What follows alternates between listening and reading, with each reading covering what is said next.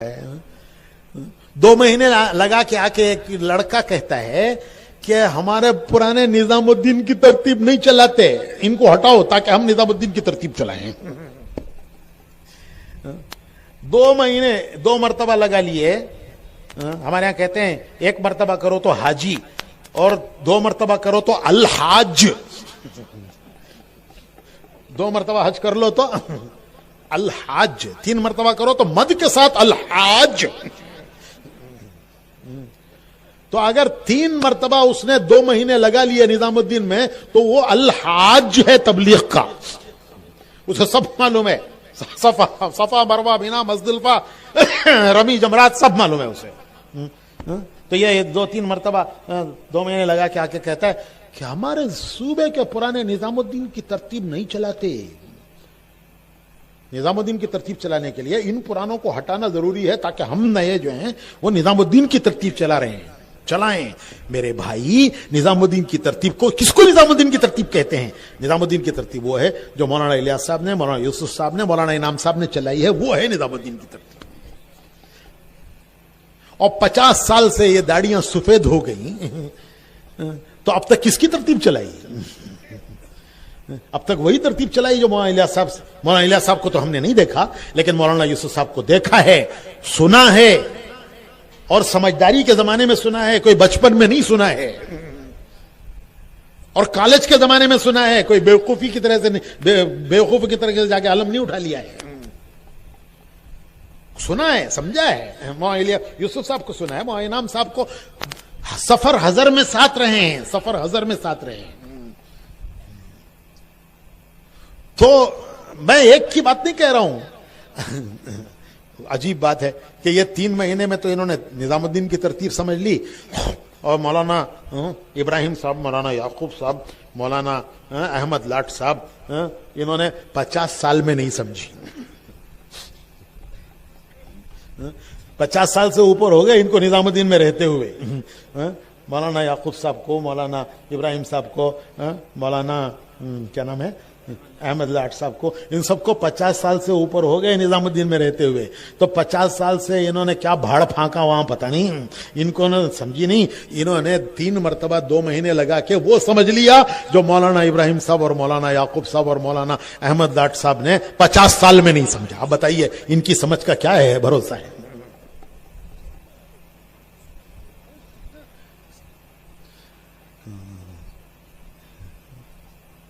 तो ये अपनी समझ पर एतमाद। देखो ये मौलाना इलियास साहब तो जो समझ में आया उसको इस्तिदराज कह रहे हैं, और ये 2 मरतबा 2 महीने लगा के कहता है मैंने समझा है। ये जितने पुराने हैं ना, जिनकी दाढ़ियां तबलीग में सफेद हुई हैं, इन्होंने किसी ने नहीं समझा। निजामुद्दीन की तरतीब ये नहीं चलाते। तो भाई निजामुद्दीन की तरतीब वो है जो इन 3 बुजुर्गों के जमाने की है। तो मैं क्या कह रहा था, कहीं से कहीं निकल गया मैं। हाँ, मौलाना साहब बुलाते थे, मौलाना इनाम साहब को बुलाते थे, मौलाना इनाम बुलाओ, और उसके बाद ये शहजादे की तरह आते थे।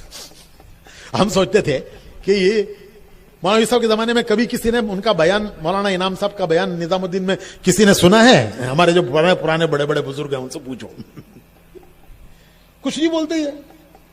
वो मौलाना यूसुफ साहब इनके बगैर कोई मशवरा नहीं करते। तो इस तरह उन लोगों, मैं इस पर कह रहा था कि बाज लोगों ने ये कहा कि भाई ये तहरीर याद नहीं आई, इतने बरसों के बाद याद आई है, तो ये कहां छप गई थी? छुपी नहीं थी, वो अमल में थी। वो छुपी नहीं थी, वो अमल में थी। जो चीज अमल में है उसको, उसकी जरूरत क्या है बताने की कि भाई ये करो? वो तो कर ही रहा है बेचारा।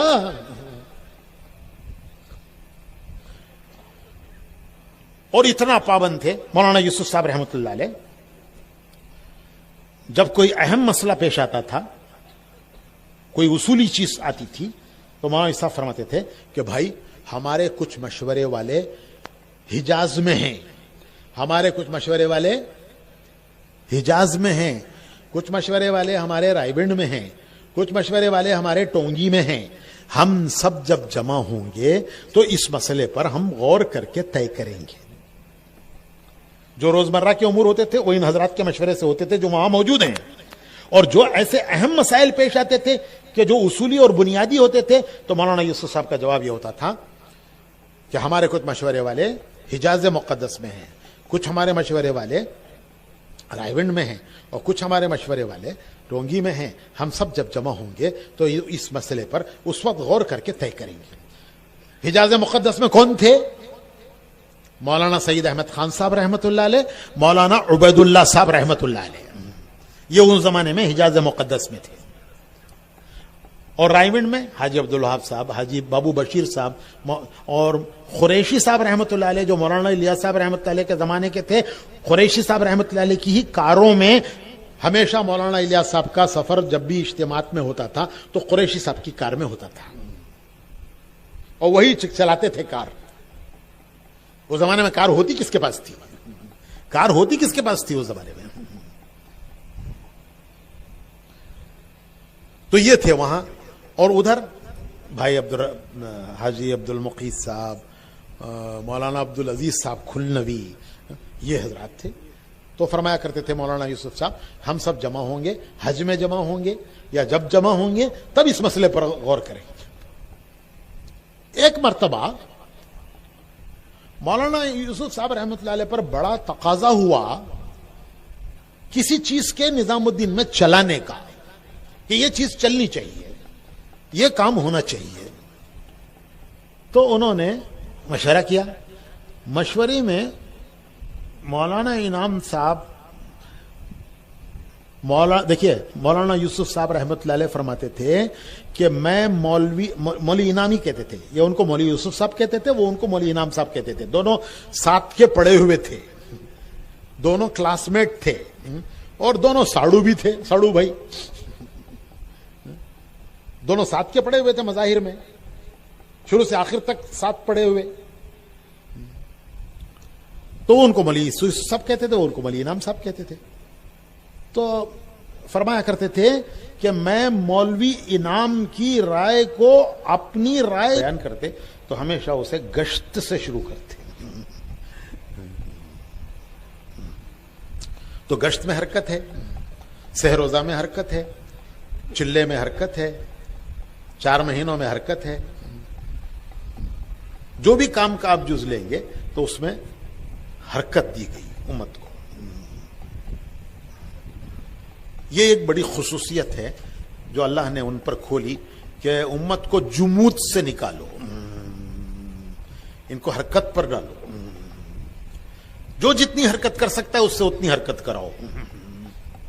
3 دن دے سکتا ہے اسے 3 دن کی حرکت کراؤ. 3 چلے دے سکتا ہے 3 چلے کی حرکت کراؤ. دنیا کے کناروں تک جا سکتا ہے کناروں تک دنیا کے بھیجو. پیدل جماعتوں میں جاتا پیدل چلاؤ. یہ ایک خصوصیت ہے. دوسری خصوصیت مولانا الیاس صاحب رحمۃ اللہ علیہ پر جو اللہ نے کھولی وہ اجتماعیت. ایک نقل حقت، دوسرے اجتماعیت، کہ ہمارا کام کوئی فرد نہیں کرے گا، ہر کام جماعت بنا کر کرو. بنیاد فرد پر رکھی نہیں گئی. ہر کام کے لیے یہ ترتیب جو بتائی گئی، ہمارے کام کی ترتیب، وہ یہ ترتیب بتائی گئی کہ ہر کام کو جماعت بنا کر کرو.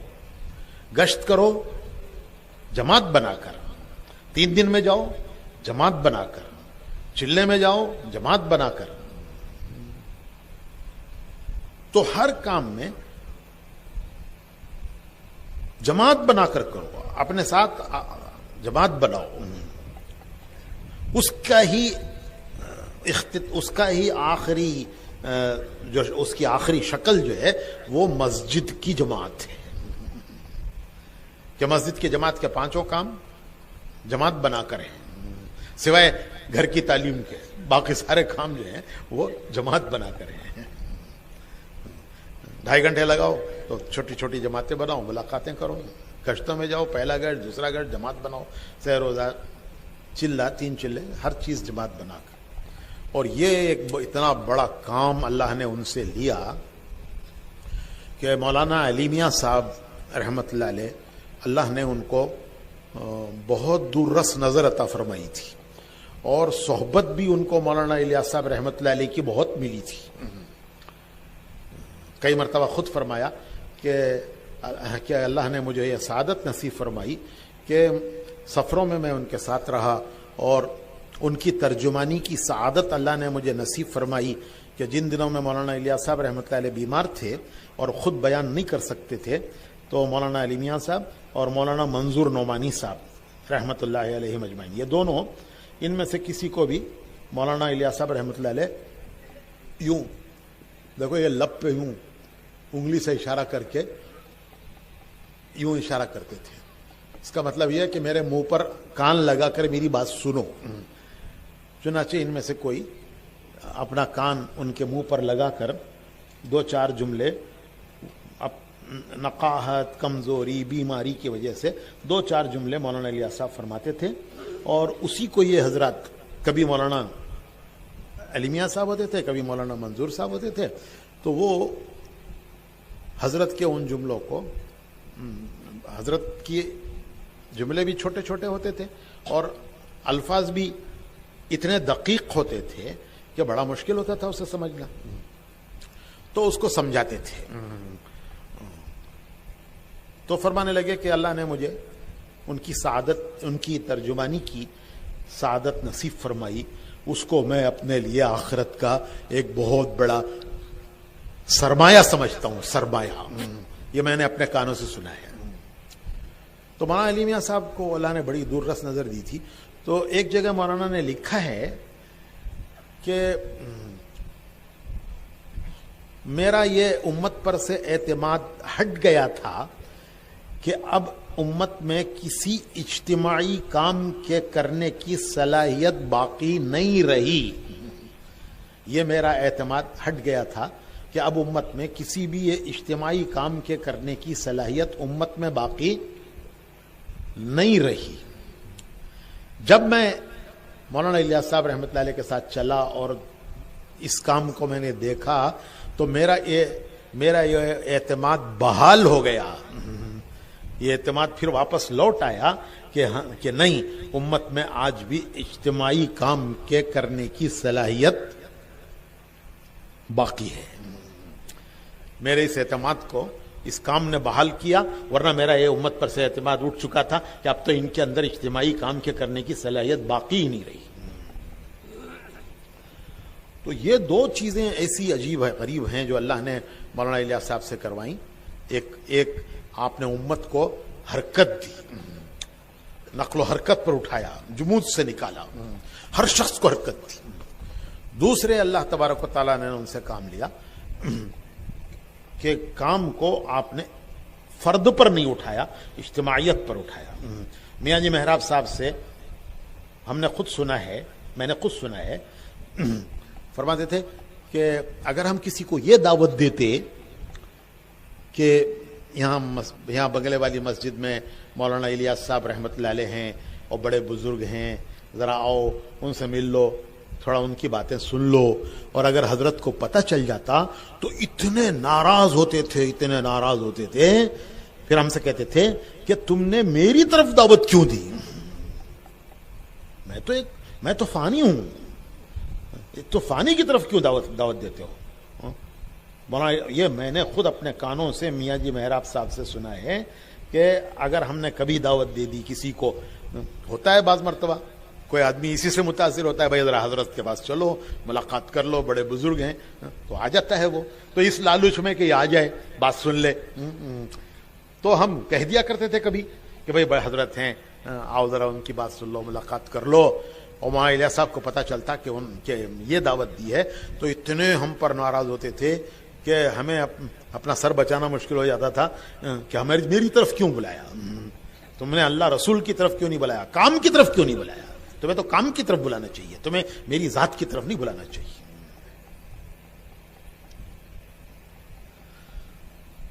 تو اللہ پاک نے ان پر اس کے اصول بھی کھولے، اجتماعیت کے اصول اور نقل و حرکت کے اصول، اجتماعیت کے اصول بھی اور نقل و حرکت کے اصول بھی. اللہ نے ان کے قلوب پر اس کا وہ القا فرمائے، کھولے ان کے قلب پر. جس حج میں مولانا پر انشراح ہوا اس کام کا، تو اس میں بڑے بڑے بزرگ تھے، مشائخ تھے.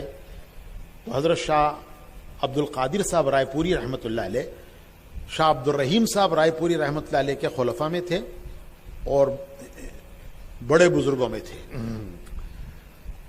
ان کے بارے میں حضرت مدنی رحمۃ اللہ علیہ فرماتے تھے کہ وہ تو حال ہی حال ہیں، وہ تو حال ہی حال ہیں، جو کچھ ان کا حال ہے بس وہ حال ہے. وہ فرماتے تھے کہ بعض لوگ، کسی ایک بزرگ نے فرمایا کہ بعض لوگ قال ہوتے ہیں، ان کے پاس حال نہیں ہوتا، ان کے پاس صرف قال ہی قال ہوتا ہے. اور بعض لوگ حال ہوتے ہیں، ان کے پاس قال نہیں ہوتا.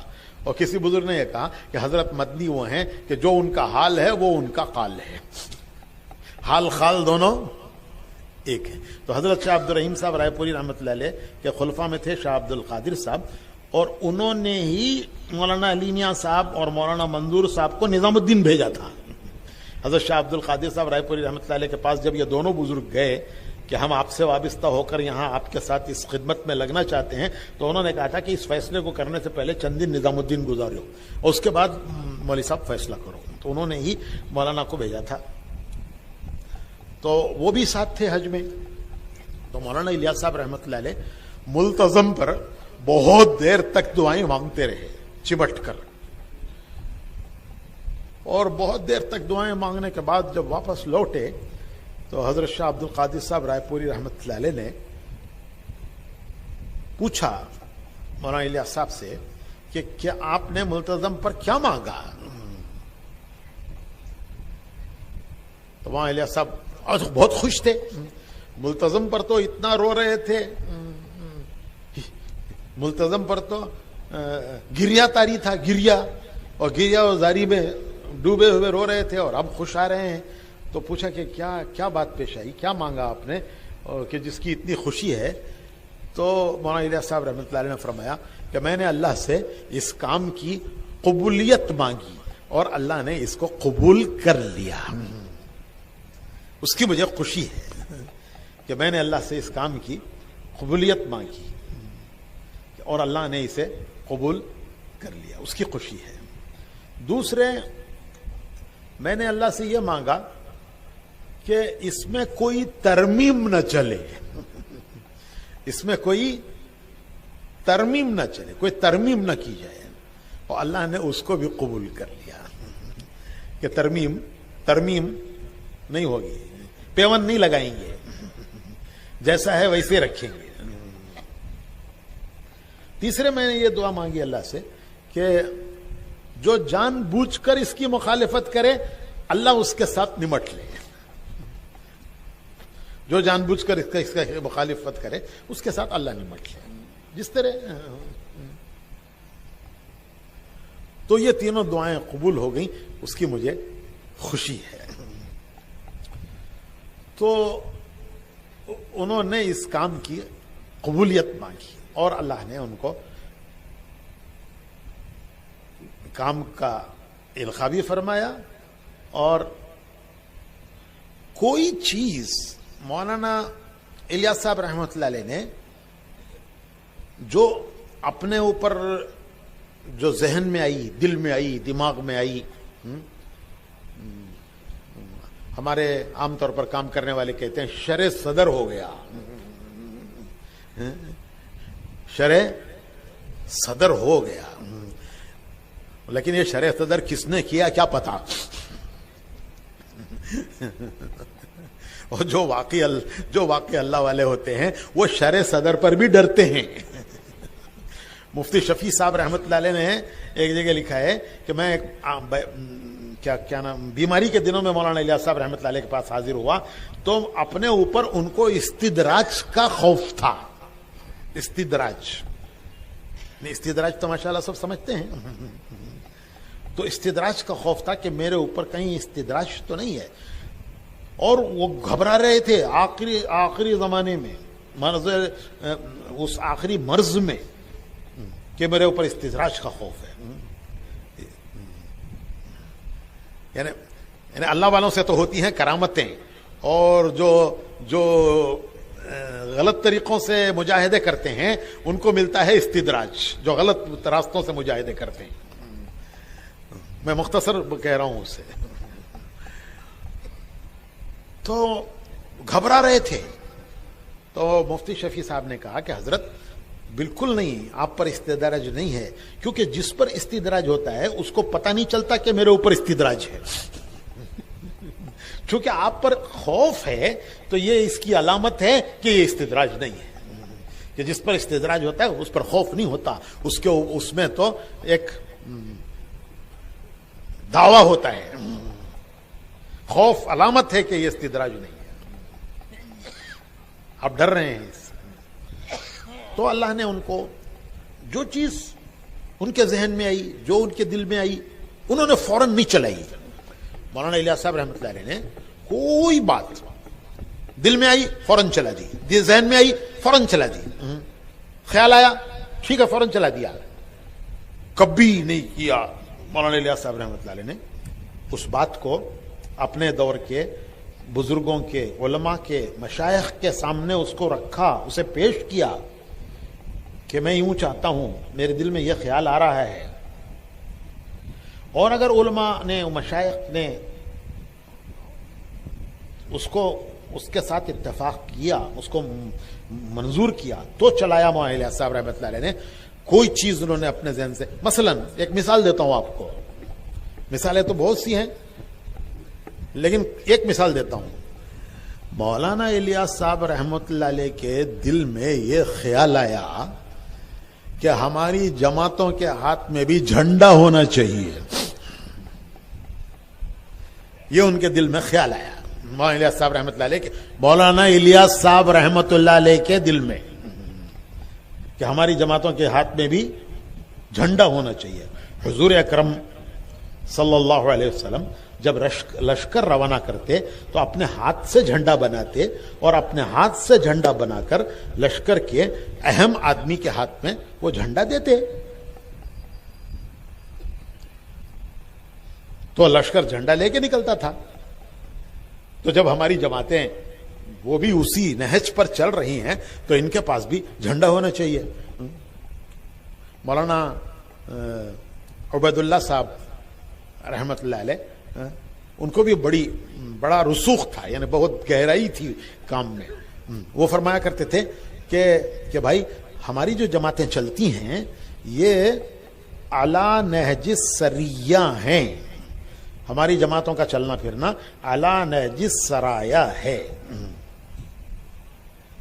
ایک غزوہ ہوتا ہے جس میں حضور شاد تھے, اور ایک سریہ ہوتا ہے, دونوں آتے ہیں حکایت صحابہ میں کہ فلاں غزوے میں یہ ہوا, فلاں سریے میں یہ ہوا. تو سریہ وہ ہے جس میں حضور ساتھ نہیں تھے, غزوہ وہ ہے جس میں حضور ساتھ تھے. تو مولانا عبید اللہ صاحب فرمایا کرتے تھے کہ ہمارا نہج جو ہے سریہ ہے, کہ حضور تو نہیں ساتھ ہیں, جماعت ہے. اور پھر یہ کہتے تھے کہ یہ صرف تو ہماری جماعتیں اعلیٰ نہج سرایا ہیں. اور فرماتے تھے کہ فرق صرف اتنا ہے کہ سامنے کفار نہیں, بدن پر ہتھیار نہیں. سامنے کفار نہیں, اس لیے بدن پر ہتھیار نہیں. سامنے کفار نہیں, بدن پر ہتھیار نہیں. باقی سب وہ ہے جو سریے میں, سرایا میں.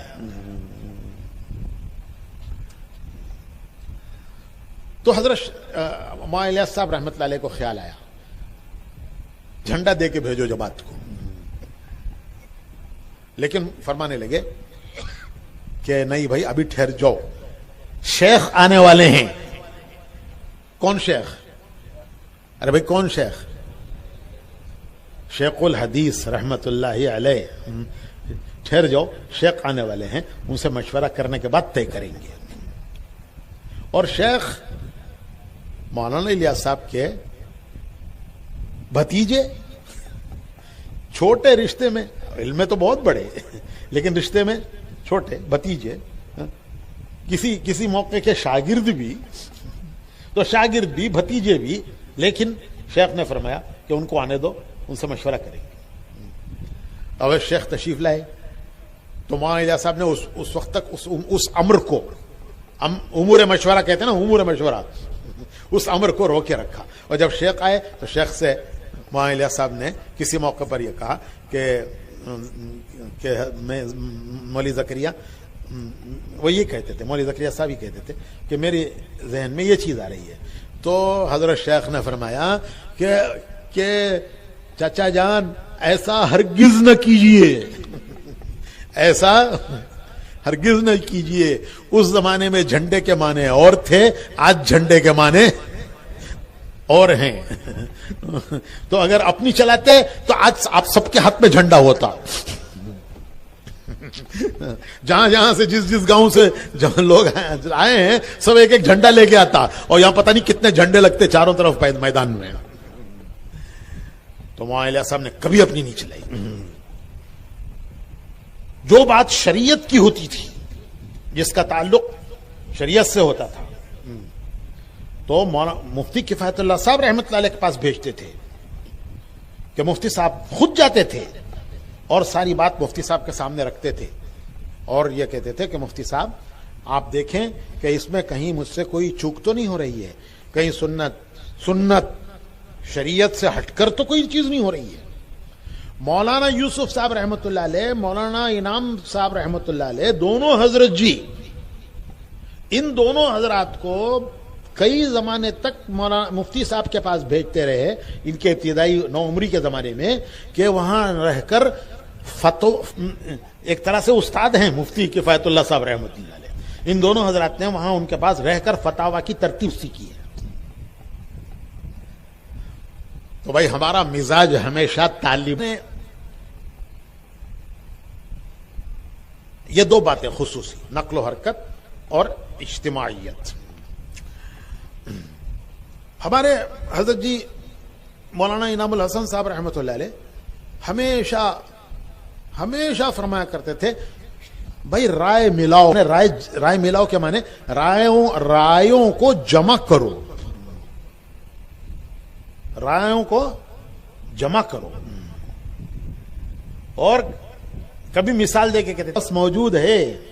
شہد کی مکھی کا کام یہ ہے کہ وہ پھولوں میں سے رس کو چوس کر اسے لا کر چھتے میں جمع کرتی ہے.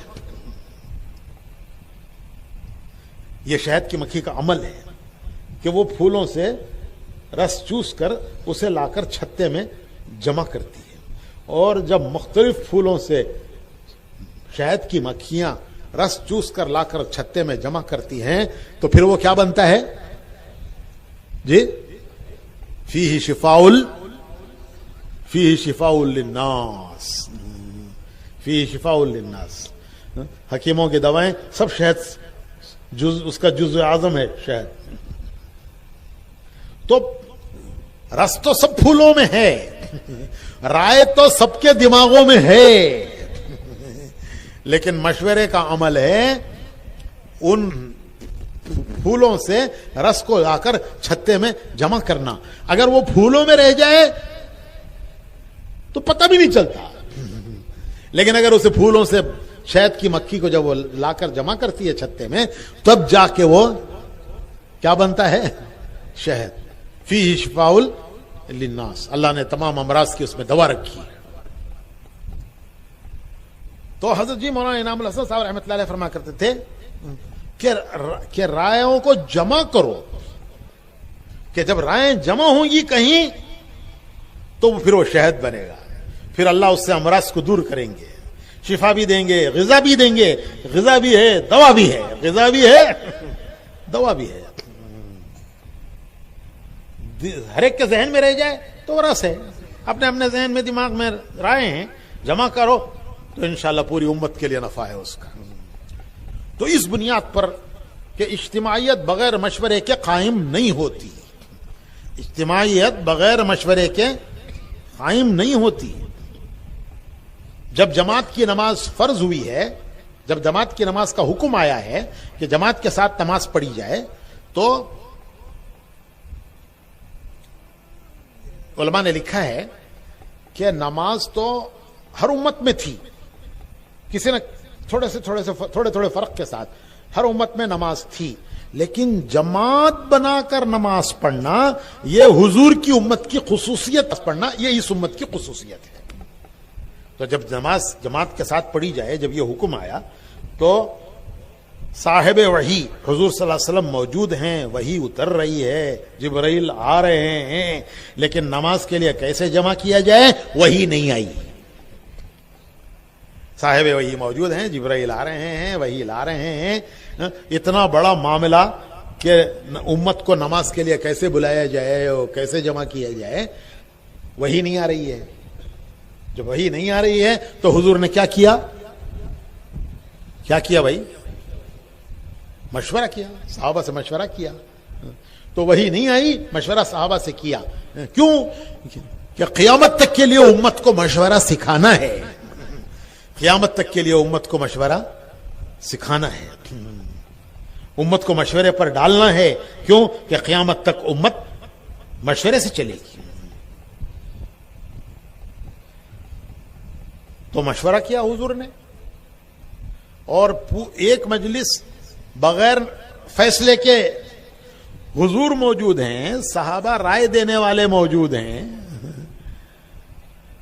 اور پتہ نہیں کتنی دیر وہ مجلس چلی ہوگی جس میں نماز کے بلانے کے لیے کیا طریقہ اختیار کیا جائے مشورہ ہوا، لیکن کسی نتیجے پر پہنچے بغیر وہ مجلس ختم ہو گئی۔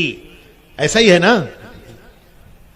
حضور نے فرمایا اچھا بھائی اور غور کرو، اور سوچو، اور غور کرو، اور صحابہ انہی فکروں میں لوٹے۔ پھر اللہ تعالیٰ نے ایک صحابی کو خواب کے ذریعے رہبری کی، انہوں نے آ کے حضور کو اپنا خواب سنایا۔ حضور نے فرمایا کہ ٹھیک ہے، بلال کو بلاؤ، وہ اذان دیں، انہیں بتاؤ یہ کلمات، وہ اذان دیں۔ تو امت کو مشورہ سکھایا گیا، مشورے پر ڈالا گیا۔ تو بھائیو، ہمارے کام کی بنیاد ہے مشورہ۔ مولانا الیاس صاحب رحمۃ اللہ علیہ نے خط لکھا ہے قاری طیب صاحب رحمۃ اللہ علیہ کے نام پر۔ مولانا الیاس صاحب رحمۃ اللہ علیہ کا خط ہے قاری طیب صاحب رحمۃ اللہ علیہ کے نام پر، اور اس خط کو مولانا ابو الحسن علی ندوی رحمۃ اللہ علیہ نے مکاتیب مولانا الیاس رحمۃ اللہ علیہ کے میں لکھا، جمع کیا ہے۔ اس خط کو مولانا علی میاں صاحب نے جمع کیا ہے، لکھا ہے، مکاتیب میں لکھا ہے۔ اس خط میں مولانا الیاس صاحب رحمۃ اللہ علیہ نے صاف فرمایا ہے کہ آئندہ یہ کام، یہ ان کی دور، اللہ تعالیٰ نے ان کو کام کی جو فہم اور دور رس جو ان کو ذہن دیا تھا اس کا، تو اس نے صاف لکھا ہے کہ آئندہ یہ کام ایک مجلس شورا کے تحت چلے گا۔ یہی الفاظ ہیں، وہ موجود ہے یہاں، بہت سو کے پاس موجود ہے، لے کے دیکھ لیجئے اسے، نہیں تو ہمارے کچھ ساتھیوں کے پاس موجود ہے، لے لیجئے۔ تو یہ خط لکھا ہے مولانا الیاس صاحب رحمۃ اللہ علیہ نے مولانا قاری طیب صاحب رحمۃ اللہ علیہ کو، اور مولانا علی میاں صاحب نے اسے مکاتیب مولانا الیاس میں جمع کیا ہے، جس میں مکتوبات مکاتیب جمع کیے ہیں مولانا الیاس صاحب کے۔ وہ خط یہاں موجود ہے ہمارے ساتھیوں کے پاس۔ اس میں صاف فرمایا ہے کہ آئندہ یہ کام ایک مجلس شورا کی ماتحتی میں چلے گا، اور اس کا ایک متعینہ وقفے کے ساتھ اس مجلس شورا کا انعقاد ضروری ہے۔ انعقاد کے معنی ایک وقفے کے ساتھ ان کا جمع ہونا، جمع ہو کر امور پر مشورہ کرنا، ایک متعینہ وقفے کے ساتھ ان کا اس مجلس شورا کا انعقاد ضروری ہے۔ یہ لکھا ہے اس میں، پڑھ کے دیکھ لیجئے۔ کسی کے پاس ہے بھائی کتاب؟ کسی کے پاس ہے کتاب یہاں؟ ہاں ذرا منگوا لیجئے، اگر ہے تو میں خالی صرف وہ 4 سطریں سنا دیتا ہوں، کہیں میرے بھول چک نہ ہو میرے کہنے میں، تو منگوا لیجئے، میں وہ 4 سطریں سنانا چاہتا ہوں۔ وہ کاپی ہو تو کاپی ہی منگوا لیجئے، یا اچھا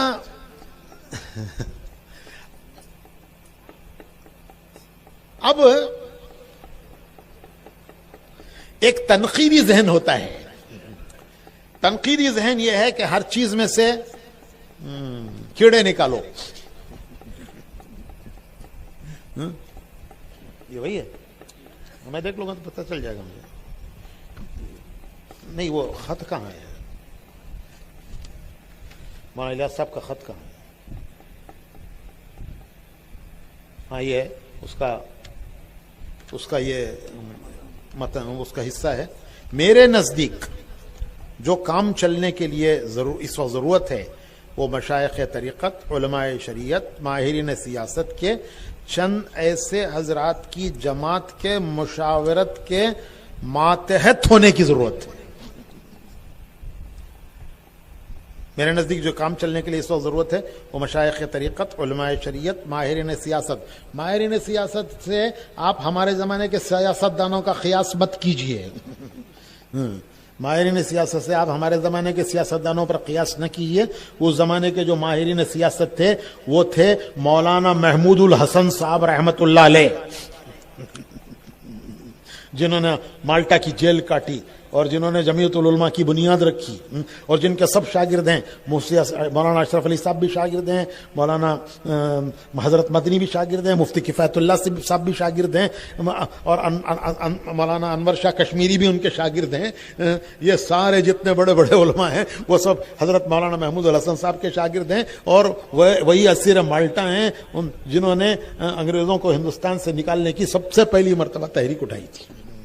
یہ ہیں ماہرین سیاست, اور ان کے خادم خاص ہیں حضرت مدنی رحمت اللہ علیہ, اور ان کے ترجمے کے شارح ہیں مولانا شبیر احمد عثمانی رحمت اللہ علیہ. یہ ماہرین سیاست ہیں. مولانا حفظ الرحمان سیوہاروی, مولانا حبیب الرحمان لدھیانوی, یہ سب جو اس زمانے کے امت کے جو سربراہ تھے وہ ہیں. وہ ان کو سامنے رکھ کے کہا ہے مولانا الیاس صاحب نے.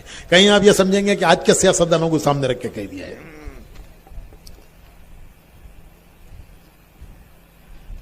اور اس مشاورت کا انعقاد خاطر خواہ مدام رہے. مدام رہے گا مطلب یہ ہے کہ اس کا کوئی متعینہ وقفے سے ان کا جمع ہونا ہو, اور عملی چیز سب اس کے ماتحت ہو. یہ مولانا الیاس صاحب کے الفاظ ہیں, عجیب و غریب الفاظ ہیں, یہ الہامی ہیں. سو ایک تو اول ایسی مجلس کے منعقد ہو جانے کی ضرورت ہے.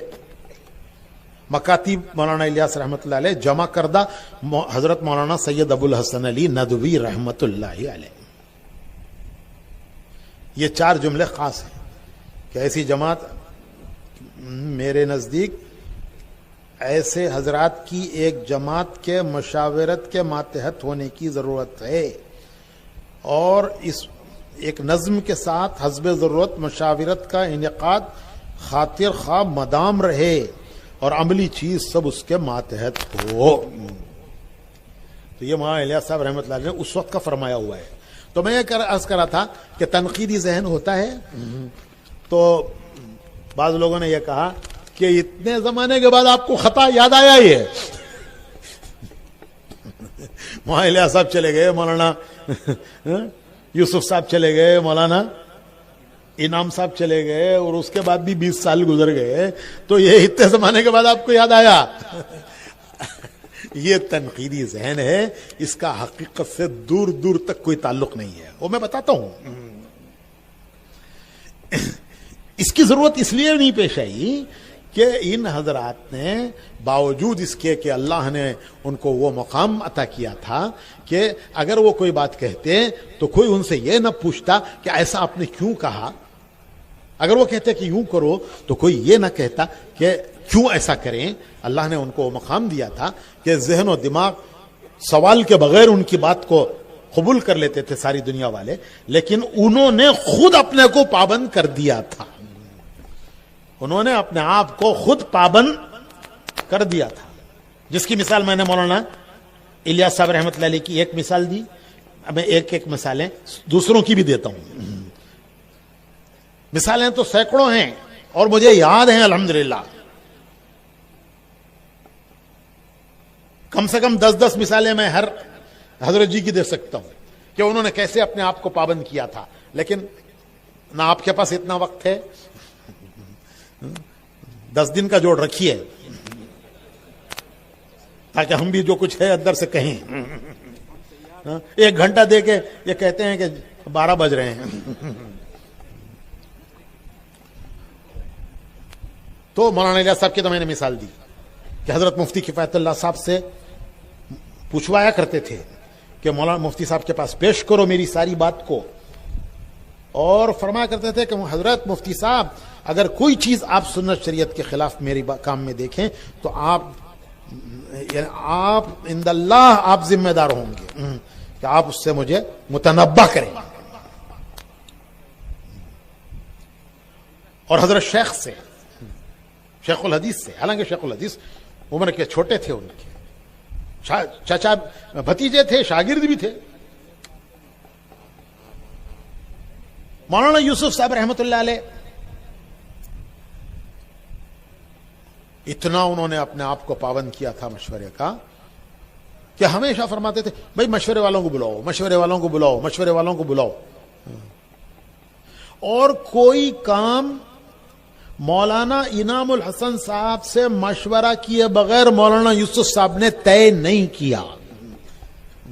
मैं जाती तौर पर इसका गवाही दे सकता हूं. कोई चीज उन्होंने, मौलाना इनाम साहब मशवरे वाले तो और भी थे, मौलाना उबैदुल्ला साहब थे, मुंशी बशीर साहब थे, ये सब हजरात थे, मौलाना मोहम्मद उमर साहब पालनपुरी थे, सब थे. लेकिन मौलाना इनाम साहब, हम हमेशा देखते थे कि फजर का बयान करके मौलाना यूसुफ साहब नाश्ते के लिए तशरीफ लाते और वो मशवरे के कमरे में बैरून के मेहमानों का नाश्ता होता और कभी कभी हम लोगों को भी बुलवा लिया जाता. तो हमेशा मैं वहां देखता कि मौलाना यूसुफ साहब बयान से फारिग होकर आकर बैठे और आकर बैठते ही सबसे पहला जुमला ये होता था कि भाई मौली इनाम को बुलाओ, भाई मौली इनाम को बुलाओ. एक आदमी गया बुलाने के लिए मौलाना इनाम साहब को, अभी वो जाकर वापस नहीं आया कि फिर ये कहा अरे भाई मौली इनाम को बुलाओ. तो फिर दूसरा गया, वो दूसरा जाके वापस नहीं आया, फिर कहते भाई मौली इनाम को बुलाओ. तो दूसरे के पीछे तीसरा गया. और माशाल्लाह मौलाना इनाम साहब तो बिल्कुल शहजादे की तरह थे. चेहरा भी, लिबास भी और रौब भी, आंख भर के आदमी उनके चेहरे को देख नहीं सकता था. तो वो अपनी उसी आन बान के साथ आते और हम लोग हैरान होकर देखते थे कि ये कौन बुजुर्ग है. एक ना कोई बयान करते हैं, ना कहीं तकरीर करते हैं, ना कहीं शाम की किताब पढ़ते हैं, ना कहीं दुआ मांगते हैं. सारे बयान तो ये हजरत करते हैं मौलाना यूसुफ साहब, सारे बयान तो ये करते हैं, और लोग भी करते हैं. इन हजरत का तो कभी कोई निजामुद्दीन में बयान, मौलाना साहब के जमाने में किसने सुना है मौलाना इनाम साहब का बयान, बताइए ना. अरे भाई पुराने से पूछो. ये सारी गड़बड़ जितनी हो रही है ना, ये सब 1965 के बाद जो पैदा हुए हैं उनके जरिए हो रही है. डेट ऑफ बर्थ से हो रही है. और मौलाना इलियास साहब रहमतुल्लाह अलैह का मलफूज सुन लीजिए. फरमाया करते थे कि किसी काम के से सुना हुआ है, मैं कोशिश कर रहा हूं कि उन्हीं के अल्फाज में सुनाऊं, क्योंकि उनके अल्फाज उनके नहीं हैं, उनके अल्फाज ड्रग्स कॉपी थे. तो फरमाया करते थे कि किसी काम के जवाल की इब्तिदा इससे शुरू होती है कि किसी काम के जवाल की इब्तिदा इससे शुरू होती है कि नयों को पुरानों के एतमाद से एतमाद हटा दिया जाए. फिर वो दबे किसी तहरीक के जवाल की इब्तिदा इससे शुरू होती है कि उसके नयों को उसके पुरानों से बेएतमाद कर दिया जाए, कि नयों को पुरानों का एतमाद हट जाए, और वो इस तरह दबे पांव अपने रास्ते से सरक जाते हैं.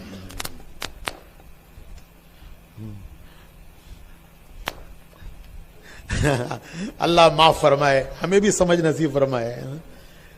2 महीने लगा के आके एक लड़का कहता है कि हमारे पुराने निजामुद्दीन की तरतीब नहीं चलाते, इनको हटाओ ताकि हम निजामुद्दीन की तरतीब चलाएं. 2 महीने 2 मरतबा लगा लिए. हमारे यहां कहते हैं 1 मरतबा करो तो हाजी और 2 मरतबा करो तो अलहाज. 2 مرتبہ حج کر لو تو الحاج، 3 مرتبہ کرو تو مد کے ساتھ الحاج. تو اگر 3 مرتبہ اس نے 2 مہینے لگا لیے نظام الدین میں تو وہ الحاج ہے تبلیغ کا. اسے سب معلوم ہے، صفا مروہ مینا مزدلفہ رمی جمرات سب معلوم ہے اسے. تو یہ 2-3 مرتبہ 2 مہینے لگا کے آ کے کہتا ہے کہ ہمارے صوبے کے پرانے نظام الدین کی ترتیب نہیں چلاتے. نظام الدین کی ترتیب چلانے کے لیے ان پرانوں کو ہٹانا ضروری ہے تاکہ ہم نئے جو ہیں وہ نظام الدین کی ترتیب چلا رہے ہیں. چلائیں میرے بھائی. نظام الدین کی ترتیب کو کس کو نظام الدین کی ترتیب کہتے ہیں؟ نظام الدین کی ترتیب وہ ہے جو مولانا الیاس صاحب نے، مولانا یوسف صاحب نے، مولانا انعام صاحب نے چلائی ہے، وہ ہے نظام الدین کی ترتیب. اور 50 سال سے یہ داڑیاں سفید ہو گئیں تو اب تک کس کی ترتیب چلائی؟ اب تک وہی ترتیب چلائی جو مولانا الیاس صاحب کو تو ہم نے نہیں دیکھا، لیکن مولانا یوسف صاحب کو دیکھا ہے، سنا ہے، اور سمجھداری کے زمانے میں سنا ہے، کوئی بچپن میں نہیں سنا ہے، اور کالج کے زمانے میں سنا ہے، کوئی بیوقوفی کی طرح سے بیوقوفی کی طرح سے جا کے علم نہیں اٹھا لیا ہے. سنا ہے، سمجھا ہے. مولانا یوسف صاحب کو سنا ہے، مولانا انعام صاحب کو سفر حضر میں ساتھ رہے ہیں، سفر حضر میں ساتھ رہے ہیں. تو میں ایک کی بات نہیں کہہ رہا ہوں. عجیب بات ہے کہ یہ 3 مہینے میں تو انہوں نے نظام الدین کی ترتیب سمجھ لی، اور مولانا ابراہیم صاحب، مولانا یعقوب صاحب، مولانا احمد لاٹ صاحب انہوں نے 50 سال میں نہیں سمجھی. 50 سال سے اوپر ہو گئے ان کو نظام الدین میں رہتے ہوئے. مولانا یعقوب صاحب کو، مولانا ابراہیم صاحب کو، مولانا کیا نام ہے احمد لاٹ صاحب کو، ان سب کو 50 سال سے اوپر ہو گئے نظام الدین میں رہتے ہوئے. تو 50 سال سے انہوں نے کیا بھاڑ پھانکا وہاں پتہ نہیں، ان کو سمجھی نہیں. انہوں نے 3 مرتبہ 2 مہینے لگا کے وہ سمجھ لیا جو مولانا ابراہیم صاحب اور مولانا یعقوب صاحب اور مولانا احمد لاٹ صاحب نے 50 سال میں نہیں سمجھا. اب بتائیے ان کی سمجھ کا کیا ہے بھروسہ ہے؟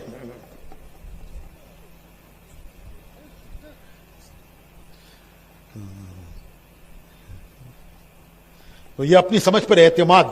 دیکھو یہ مولانا الیاس صاحب تو جو سمجھ میں آیا اس کو استدراج کہہ رہے ہیں، اور یہ 2 مرتبہ 2 مہینے لگا کے کہتا ہے میں نے سمجھا ہے. یہ جتنے پرانے ہیں نا جن کی داڑیاں تبلیغ میں سفید ہوئی ہیں، انہوں نے کسی نے نہیں سمجھا. نظام الدین کی ترتیب یہ نہیں چلاتے. تو بھائی نظام الدین کی ترتیب وہ ہے جو ان 3 بزرگوں کے زمانے کی ہے. تو میں کیا کہہ رہا تھا؟ کہیں سے کہیں نکل گیا میں. ہاں مولانا صاحب بلاتے تھے، مولانا انعام صاحب کو بلاتے تھے، مولانا انعام بلاؤ، اور اس کے بعد یہ شہزادے کی طرح آتے تھے. ہم سوچتے تھے کہ یہ مولانا صاحب کے زمانے میں کبھی کسی نے ان کا بیان، مولانا انعام صاحب کا بیان نظام الدین میں کسی نے سنا ہے؟ ہمارے جو پرانے بڑے بڑے بزرگ ہیں ان سے پوچھو، کچھ نہیں بولتے. یہ وہ مولانا یوسف صاحب ان کے بغیر کوئی مشورہ نہیں کرتے. تو اس طرح ان لوگوں، میں اس پر کہہ رہا تھا کہ بعض لوگوں نے یہ کہا کہ بھئی یہ تحریر یاد نہیں آئی، اتنے برسوں کے بعد یاد آئی ہے، تو یہ کہاں چھپ گئی تھی؟ چھپی نہیں تھی، وہ عمل میں تھی. وہ چھپی نہیں تھی، وہ عمل میں تھی. جو چیز عمل میں ہے اس کی ضرورت کیا ہے بتانے کی کہ بھئی یہ کرو؟ وہ تو کر ہی رہا ہے بیچارہ.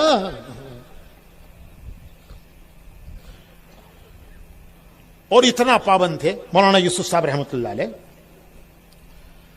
جب کوئی اہم مسئلہ پیش آتا تھا، کوئی اصولی چیز آتی تھی، تو مولانا صاحب فرماتے تھے کہ بھائی ہمارے کچھ مشورے والے حجاز میں ہیں، ہمارے کچھ مشورے والے حجاز میں ہیں، کچھ مشورے والے ہمارے رائے بنڈ میں ہیں، کچھ مشورے والے ہمارے ٹونگی میں ہیں. ہم سب جب جمع ہوں گے تو اس مسئلے پر ہم غور کر کے طے کریں گے.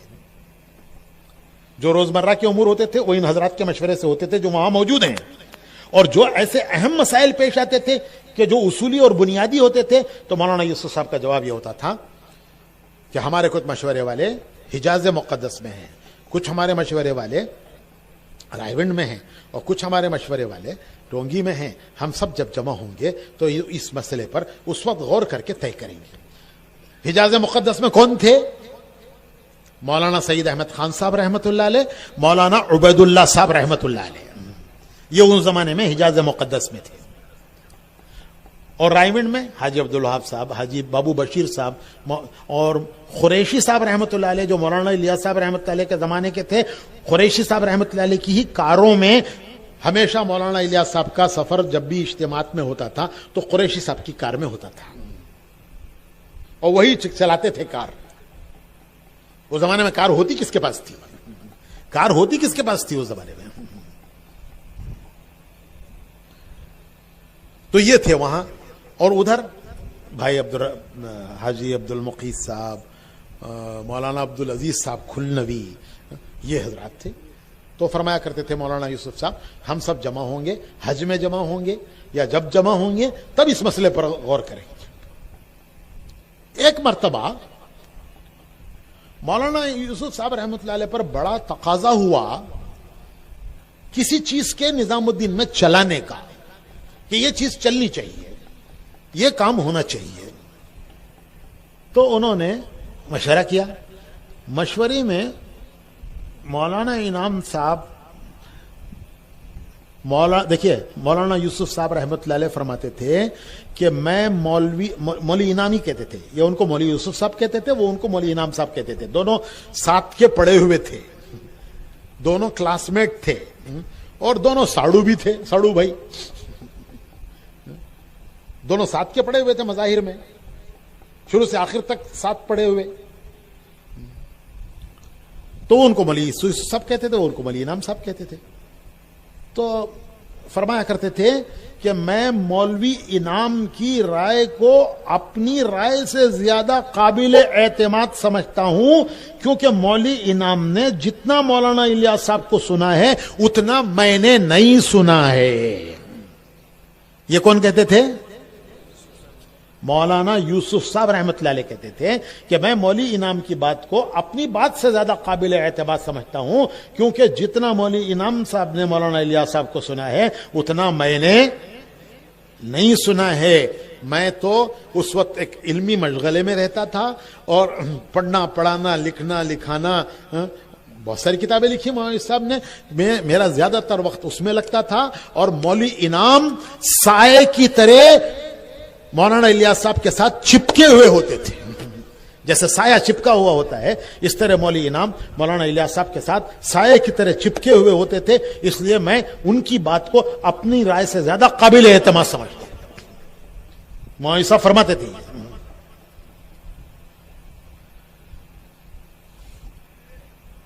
تو وہ ایک چیز چلانا چاہتے تھے مولانا یوسف صاحب, مشورے میں رکھا. مولانا انعام صاحب کی رائے یہ تھی کہ مولوی صاحب آپ کا مجمع ابھی اس بات کو ہضم نہیں کر سکتا. ابھی آپ کی یہ جو بات ہے, یہ آپ کی بات کو آپ کا مجمع ابھی نہیں ہضم کر سکتا. ابھی ان کے دل ذہن اس کو لینے کے لیے تیار نہیں ہے. لیکن مولانا یوسف صاحب پر تقاضا تھا. انہوں نے 1 دن رکھا, 2 دن رکھا. تیسرے دن مولانا انعام صاحب نے مولانا یوسف صاحب سے فرمایا کہ دیکھیے آپ پر تقاضا ہے, یہ ہونا چاہیے, اور میری رائے نہیں ہے. میری رائے آپ چاہتے ہیں کہ ہو جائے, میری رائے آپ چاہتے ہیں کہ ہو جائے. تو ایسا کرتے ہیں کہ یہ رائے آپ نہ رکھیے, یہ رائے میں رکھوں گا. سب کو جمع کر کے یہ رائے آپ نہ رکھیے, یہ رائے میں رکھوں گا. حالانکہ خود ان کی رائے نہیں ہے.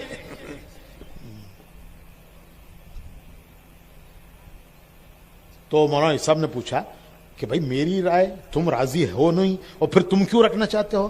تو مولانا انعام صاحب نے فرمایا کہ دیکھیے آپ ایک کام لے کے چل رہے ہیں, آپ کے ساتھیوں کے دل آپ سے ان میں دوری پیدا ہو, یہ میں نہیں چاہتا. بات میں رکھوں گا, اگر میرے بارے میں دوری پیدا ہو جائے گی تو کوئی حرج نہیں ہے. کس قدر کس مقام پر یہ حضرات اخلاص کے کس مقام پر پہنچے ہوئے تھے. آپ کو ان سے کام لینا ہے, آپ کو ان سے کام لینا ہے. اگر ان کے دلوں میں آپ کے بارے میں تکدر پیدا ہوا, دوری پیدا ہوئی, تو یہ نقصان دہ ہے کام کے لیے. اس لیے رائے تو آپ کی ہے, میری نہیں ہے. ابھی بھی نہیں ہے میری رائے، لیکن میں یہ دوری نہیں چاہتا آپ کے اور آپ کے یہ کام کرنے والوں کے درمیان. میں اس رائے کو رکھوں گا، پھر آپ اس کا دیکھ لیجئے کیا ذہن ہوتا ہے. اگر راضی ہو جاتے ہیں تو چلائیے، نہ ہوتے ہیں تو چھوڑ دیجئے. میرے ساتھ ان کی اندر دوری پیدا ہو جائے کوئی حرج نہیں ہے، کیا فرق پڑتا ہے. چنانچہ اگلے دن مشورے میں مولانا انعام صاحب نے وہ بات رکھی. کبھی نہیں بولنے والے بولے تو یہ بولے، ان کو کیا پتا تبلیغ کا، ان کو کیا پتا کیسے کام کیا جاتا ہے. بیٹھے پان کھانے والے، پان کی ڈبی لے کے پان کھاتے رہنے والے. مولانا انعام صاحب نے فرمایا ایسی باتیں لوگوں نے میرے بارے میں کہیں کہ بیٹھے ہوئے پان کھاتے رہنے والے اور بھیک دان میں تھوکتے رہنے والے، یہ رائے دینے والے، ان کو کیا پتا تبلیغ کا. تو پھر ہم کہنے لگے دیکھیے میں نے آپ سے کہا نہیں تھا کہ آپ کا عملہ اس کے لیے تیار نہیں ہے. لیکن وہ بات آپ نہ رکھیے کیونکہ آپ کے ساتھ دوری نہیں ہونی چاہیے. میں رکھوں گا، میرے ساتھ ہو جائے کوئی بات نہیں.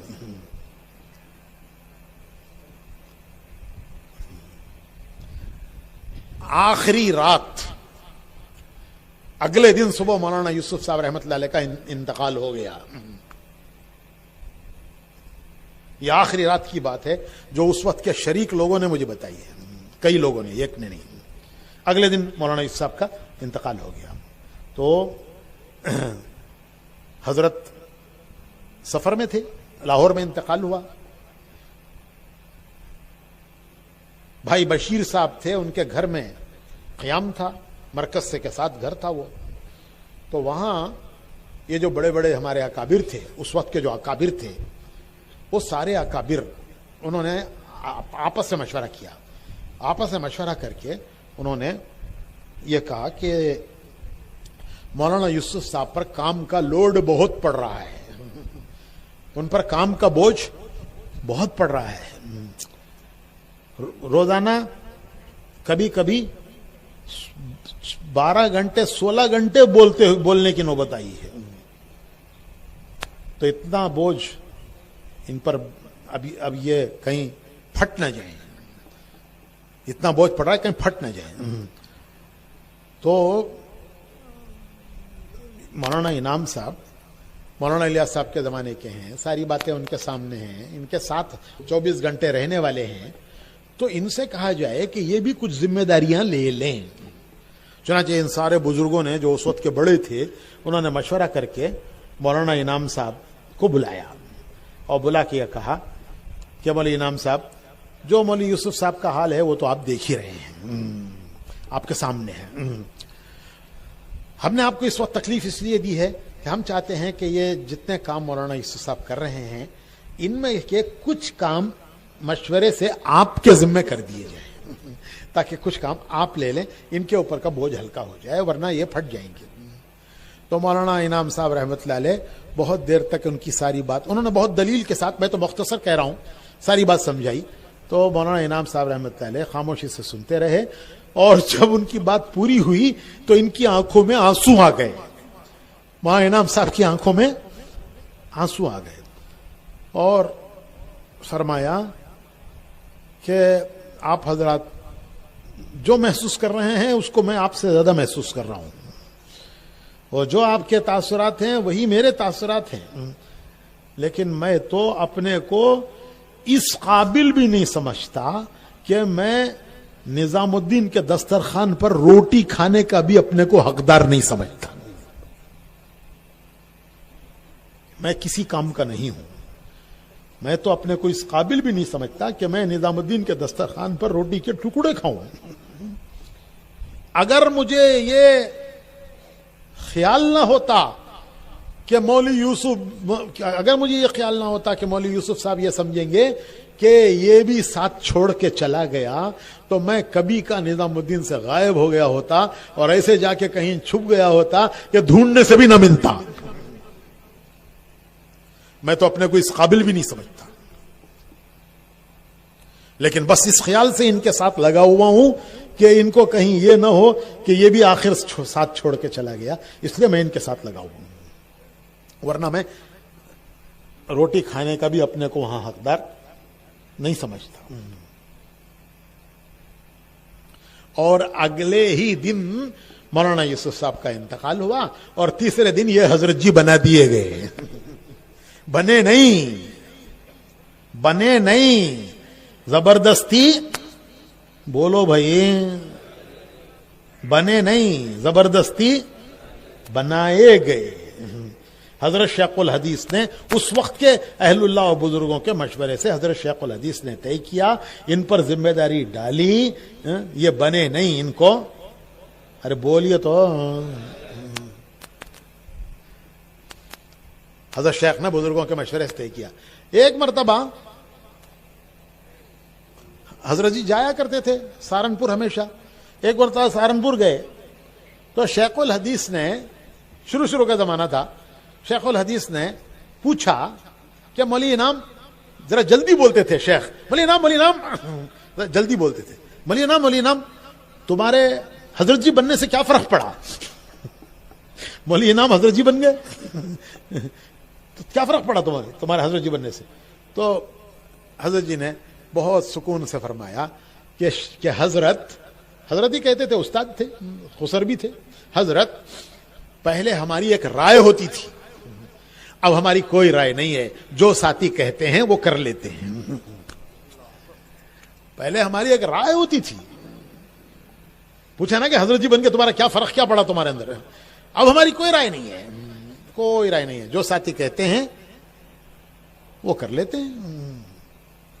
اور یہ کوئی بناوٹی بات نہیں تھی, حقیقت تھی, جس کے گواہ سینکڑوں موجود ہیں کہ جب کوئی بات حضرت سے پوچھی گئی تو ہمیشہ یہ فرمایا کہ بھائی مشورے میں رکھ لو, بھائی مشورے میں رکھ لو, بھائی مشورے میں رکھ لو. کوئی چیز ہاں ٹھیک ہے, یوں کر لو, یوں کر لو, یوں کر لو, یوں کر لو. کسی حضرت جی کو سننے والے کوئی آدمی یہاں یہ کہہ دے کہ انہوں نے یہ سنا ہے حضرت سے کہ یوں کر لو, یوں کر لو, یوں کر لو. پوچھا جاتا تھا تو کہتے تھے اچھا بھائی مشورے میں رکھ لو, اچھا بھائی مشورے میں رکھ لو. اور جب مشورہ ہو جاتا تھا اور جا کے عرض کیا جاتا تھا کہ حضرت یہ رائے ہو رہی ہے, حضرت یہ رائے ہو رہی ہے, حضرت کے سامنے تو یوں ہی عرض کرتے تھے, کیا یوں تھوڑے ہی کہتے تھے کہ ہم نے یوں طے کر لیا ہے.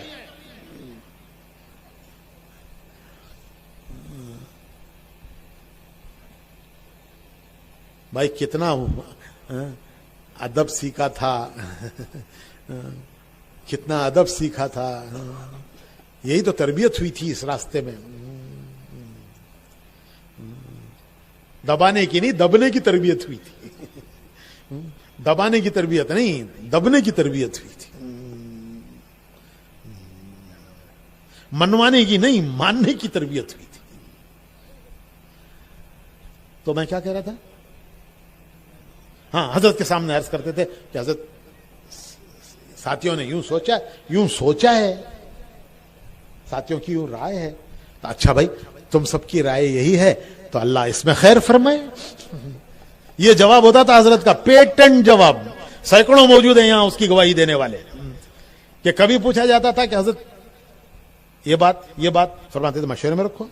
اب مشورے میں رکھا, مذاکرہ ہوا, اور اس کے بعد حضرت کے سامنے پیش کرتے تھے کہ حضرت ساتھیوں کی یہ رائے ہے, یہ سوچا ہے. تو ہمیشہ جواب یہ ہوتا تھا اچھا بھائی تم سب کی رائے ہے تو اللہ اس میں خیر فرمائے, اللہ اس میں برکت فرمائے, اللہ اسے قبول فرمائے. تو اس لیے بھائی شورا کی ضرورت پیش نہیں آئی, کیونکہ سب کچھ ہوتے ہوئے بھی انہوں نے اپنے آپ کو, کچھ سمجھ میں آ رہا ہے بھائی, نہیں آ رہا پتا نہیں, سب کچھ ہوتے ہوئے بھی انہوں نے اپنے آپ کو تابع کیا ہوا تھا. پھر آخر دور میں مولانا حضرت جی رحمت اللہ علیہ نے 10 کی شورا بنائی.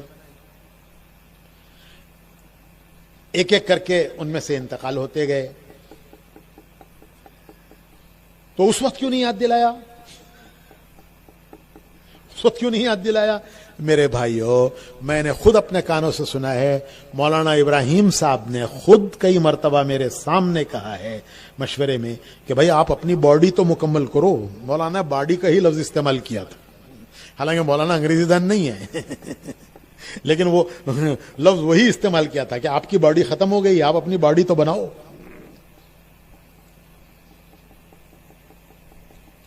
باڈی بناؤ کا مطلب سمجھے آپ؟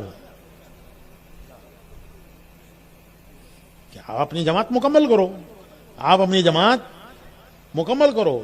سب کا انتقال ہو گیا ایک ایک کر کے، اب آپ 3 رہ گئے. اب آپ 3 رہ گئے، مولانا زبیر صاحب، مولانا حاجی عبدالوہاب صاحب، مولانا زبیر صاحب، مولانا سعد صاحب. اب آپ 3 رہ گئے. اب آپ اپنی جماعت تو مکمل کرو. اب تمہاری 10 کی جماعت تھی، 7 کا انتقال ہو گیا، اپنی جماعت تو مکمل کرو. یہ مولانا ابراہیم صاحب نے خود ہمارے سامنے کئی مرتبہ کہا ہے، مشورے میں کہا ہے.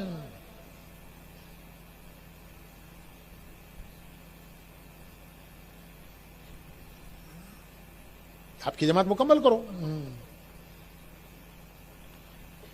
ہم رائے ونڈ جا رہے تھے پرانوں کے جوڑ میں، مولانا زبیر صاحب کی حیاتی یعنی حیات کی بات ہے.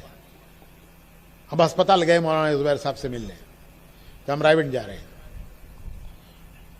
اور اس وقت میں نے عرض کیا کہ میں حاجی صاحب سے عرض کرنا چاہتا ہوں کہ شورا کی تکمیل ہونی چاہیے.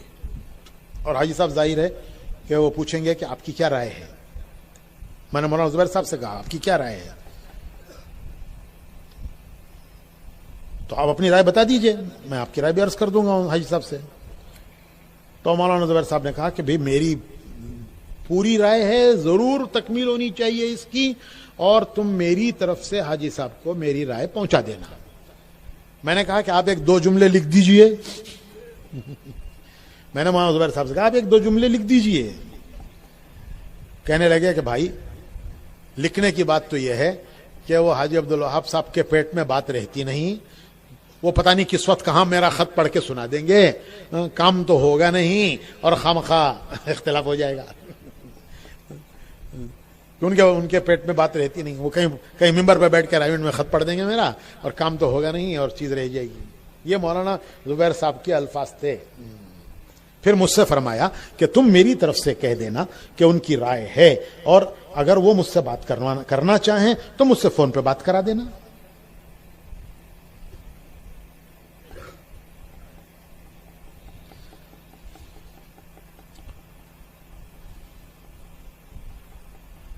اور آخری مرتبہ یہ جو شورا بنی ہے 10 کی، اس کے بنانے کے لیے جب سب ذمہ دار رائے ونڈ میں جمع ہوئے، رائے ونڈ میں جمع ہو کر کے کہ بھئی یہ شورا بننی چاہیے، اور اس میں کچھ تھوڑا سا شور شرابہ بھی ہو گیا، جو ہم نے کبھی زندگی میں نہیں دیکھا تھا وہ سب دیکھا سنا. تو ذرا نامناسب سی ایک مجلس جیسی ہونی چاہیے ہمارے کام کے وقار کے اعتبار سے، تو اس میں کچھ نامناسب ہو گئی. تو آخر میں میں نے ہی عرض کیا تھا، شاید میری آواز موجود بھی ہو اس میں نے عرض کیا تھا کہ اس ساری مجلس کی کوئی ضرورت نہیں ہے، اس مشورے کی کوئی ضرورت نہیں ہے، آپ 2 ذمہ دار ہیں. میں نے یہی عرض کیا تھا، شاید میری بات موجود بھی ہو. آپ 2 ذمہ دار ہیں. میں نے کہا تھا کہ حاجی صاحب آپ اور مولانا سعد صاحب آپ 2 ذمہ دار ہیں، یہ ذمہ داری آپ دونوں پر ہے. آپ دونوں بیٹھ جائیے اور آپ دونوں شورا بنائیے. ہماری رائے کی بھی ضرورت نہیں ہے اور نہ ہمیں جمع کرنے کی کوئی ضرورت ہے. آپ دونوں بیٹھ کر، آپ دونوں ذمہ دار ہیں، حاجی صاحب آپ مولانا سعد صاحب آپ دونوں ذمہ دار ہیں، آپ دونوں بیٹھ جائیے اور آپ دونوں بیٹھ کر آپ شورا تجویز کر دیجئے. جو آپ تجویز کریں گے وہ ہم سر جھکا کے مانیں گے.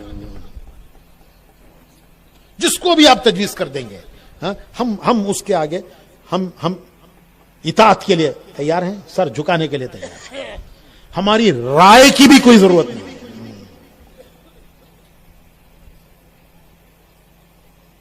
یہ میرے آخری الفاظ تھے، اسی پر وہ مجلس ختم ہوئی. کوئی ہیں اس مجلس والے؟ یاد ہے بھائی آپ کو؟ ہاں.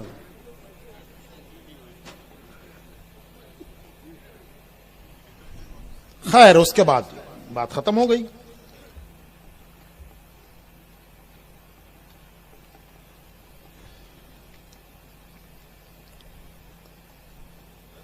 تو میں کیا کہہ رہا تھا؟ ہاں وہ مجلس ختم ہو گئی. پھر حاجی صاحب مختلف لوگوں سے رائے کرتے رہے، الگ الگ بلا کے بھی پوچھتے رہے، مختلف حضرات دونوں سے بھی ملتے رہے، ادھر بھی ان سے بھی ملتے رہے، ان سے بھی ملتے رہے، اور آخر میں حاجی صاحب نے یہ فیصلہ کیا. اس وقت کے فیصل وہی تھے اس وقت کے فیصل کون تھے؟ حاجی عبد الوہاب صاحب تھے. اس وقت کے فیصل وہی تھے. وہ مختلف لوگوں سے، عربوں سے، عجموں سے، ملکوں کے مختلف ذمہ داروں سے، تنہا بھی، الگ الگ، اور کبھی کبھی 5-7 کو اکٹھا بلا کر کے بھی انہوں نے مشورہ کیا اور انہوں نے وہ جماعت بنائی. ہم یہ عرض کرتے ہیں، بس میری آخری بات ہے، ہم یہ عرض کرتے ہیں بھائیو کہ دنیا کا کوئی اجتماعی کام دینی، تعلیمی، سماجی، قومی، کوئی ایسا نہیں ہے کہ جس کی کوئی ایک شورا نہ ہو. پوری دنیا میں، دنیا کا کوئی کام، وہ دینی ہو، مذہبی ہو، قومی ہو، ملی ہو، سماجی ہو، تعلیمی ہو، کوئی دنیا کا ایسا اجتماعی کام نہیں ہے جس کی کوئی ایک باڈی نہ ہو، شورا نہ ہو، جو اس کام کو دیکھتی نہ ہو اور جو اس کام کو دیکھ کر اس کو لے کر کے چلتی نہ ہو.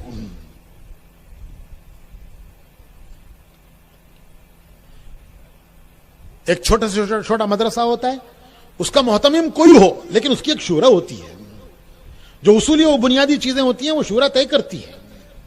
محتمم اس کی تنفیذ کرتا ہے، اس کو چلاتا ہے، لیکن اس کی کوئی بھی بنیادی اور کوئی تعلیمی ادارہ، کوئی دنیا کا کوئی تعلیمی ادارہ، کوئی ایک چھوٹی سے چھوٹی کوئی ایک سماجی مجلس ہوتی ہے، اس کی ایک جماعت ہوتی ہے، وہ کسی فرد کے حوالے نہیں کیا جاتا.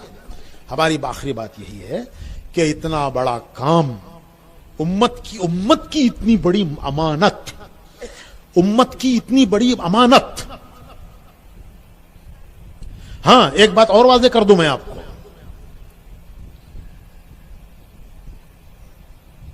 ایک ضابطے کی شورا ہے اور ایک حقیقی شورا ہے. ضابطے کی شورا، حقیقی شورا. ضابطے کی شورا اب میں کیسے بتاؤں آپ کو، 700 سال میں جتنی اسلامی حکومتیں چلی ہیں، ہر خلافت میں شورا رہی ہے. خلافت راشدہ، اس کے بعد خلافت بنو امیہ، اس کے بعد خلافت بنو عباس، اور اس کے بعد عثمانی خلافت ترکوں کی. یہ خلافتیں رہی ہیں ہماری، خلافت راشدہ، خلافت بنو امیہ، خلافت بنو عباس، خلافت عثمانی ترکوں کی خلافت. تو ان چاروں خلافتوں میں ہر خلافت میں شورا رہی ہے، کوئی زمانہ شورا سے خالی نہیں رہا ہے. فرق اتنا ہے کہ خلافت راشدہ میں خلیفہ شورا کے تابع تھا، اور اس کے بعد جب ملوکیت آئی،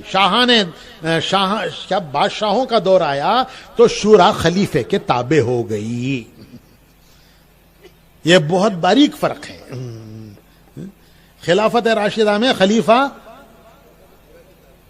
کیا کس کے؟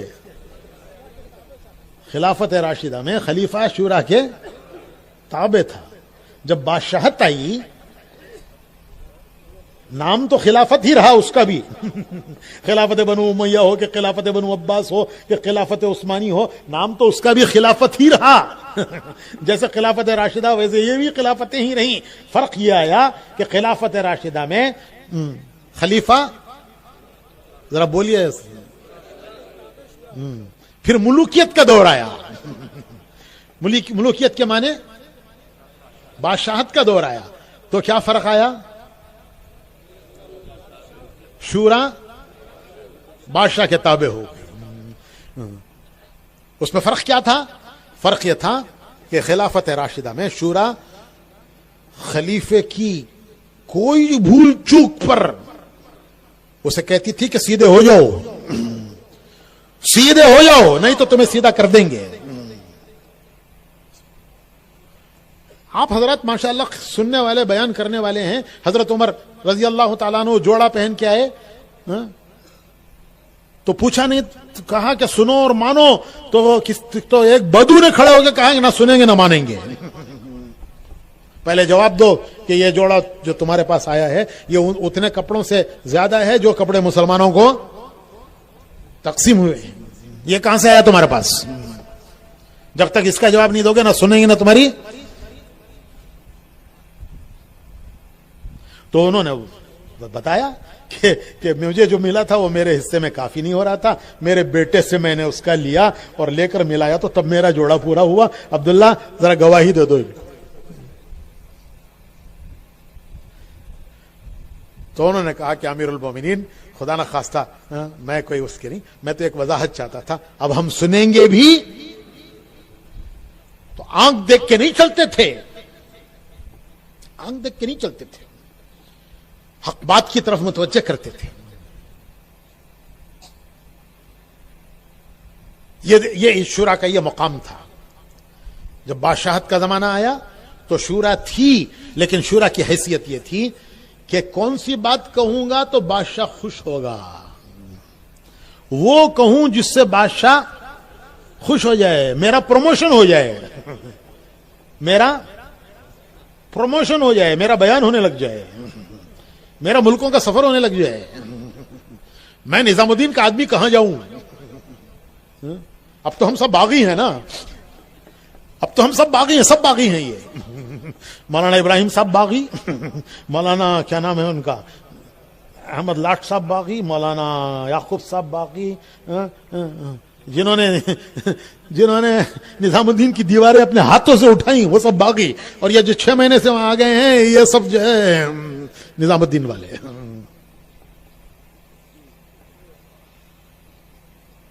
تو شورا خلافت راشدہ میں خلیفہ بولو بھائی تابع، اور جب بادشاہت آئی تو جب کیا کہیں گے تو بادشاہ خوش ہو جائے گا، میرا پروموشن ہو جائے گا، میرا بیان مل جائے گا، میرا ملکوں کا سفر ہو جائے گا اور میں نمائندہ بنا کے بھیجا جاؤں گا. اور کیا کہوں گا تو میرا ڈیگریڈیشن، کیا کہوں گا تو میرا ڈیگریڈیشن، میرا تنزل ہو جائے گا، ڈیموشن. کیا وہ بلکہ میں نے تو علماء بتائیں گے کہ میں نے تو یہاں تک سنا ہے کہ بعض خلفاء کے یہاں لوگ حدیثیں گھڑ کے پیش کرتے تھے بادشاہ کو راضی کرنے کے لیے، خوش کرنے کے لیے، جو وہ چاہتے تھے اس کے مطابق، تاکہ میں دربار میں پروموشن ہو جائے میرا.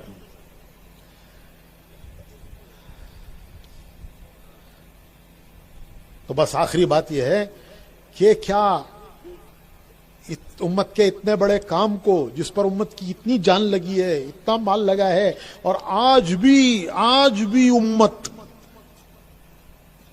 ایک بڑا امت کا طبقہ وہ ہے جو ان جھگڑوں سے اسے کوئی سروکار نہیں ہے، وہ اپنی قربانیاں دے رہا ہے، پیدل چل رہا ہے. یہ تو سب یہ جتنے ذرا پروموٹڈ ہیں نا، یہ سب اس میں الجھے ہوئے ہیں. جتنے پروموٹڈ ہیں، جتنے پروموشن چاہتے ہیں، وہ سب الجھے ہوئے ہیں. ورنہ عام امت آج بھی پس رہی ہے، پیدل چل رہی ہے، مشقتیں اٹھا رہی ہے، قربانیاں دے رہی ہے، اپنی حاجتوں ضرورتوں تک کو کاٹ کر قربان کر کے، خواہشوں کی بات تو بہت دور کی ہے، حاجتوں ضرورتوں تک کو قربان کر کے وہ اللہ کے دین کے لیے اپنی جان مال لگا کے قربانیاں دے رہی ہے. سارے عالم کی اس امت کے اتنے بڑے کام کو کیا ایک فرد کے حوالے کر دیا جائے؟ کر دیا جائے تو کرو بھائی، ہمارا کیا جاتا ہے؟ کوئی ہمارے باپ کی کوئی جاگیر لوٹنے والی تھوڑی ہے. یہ جو جتنے بیٹھے ہیں ہمارے جتنے بزرگ ہیں، ان کی کوئی جائیداد لوٹنے والی تھوڑی ہے کہ اتنے بڑے امت کے کام کو. یہ تو حضرت مولانا انعام الحسن صاحب رحمۃ اللہ علیہ نے اس کو محسوس کر لیا تھا کہ اب اس وقت ایک جماعت کی ضرورت ہے، جو جماعت اس کام کو لے کے چلے، ان کی نگرانی میں کام چلے. اور اس کو مولانا الیاس صاحب رحمۃ اللہ علیہ نے صراحتاً اپنے ملفوظ میں فرما دیا. تو اب سوال یہی ہے، بس آخری یہی بات ہے کہ کیا اتنے بڑے کام کو ایک آدمی کے حوالے کر دیا جائے کہ وہ جس طرح چاہے اسے لے کے چلے؟ وہ اطاعت کرو، ٹھیک ہے بھائی، ارے آپ بھی تو کسی کی اطاعت کرو، اطاعت کرو. ارے کون کہتا ہے نہیں کریں گے؟ ارے 50 سال اطاعت ہی کی ہے، اطاعت ہی کی ہے. کیا اب اطاعت سے انحراف کرنے کے لیے آئے ہوئے ہیں؟ اطاعت کی ہے، انہوں نے مشورے کی اطاعت کی ہے، ہم نے ان کی اطاعت کی. تینوں حضرت جی. ہم کہتے ہیں کیا آپ مشورے کی اطاعت کرو، امت آپ کی اطاعت کرے گی. آپ تو کہے گا جو میرے جی میں آئے گا میں کروں گا اور تم سب میری اطاعت کرو، ہم اس کے لیے تیار نہیں.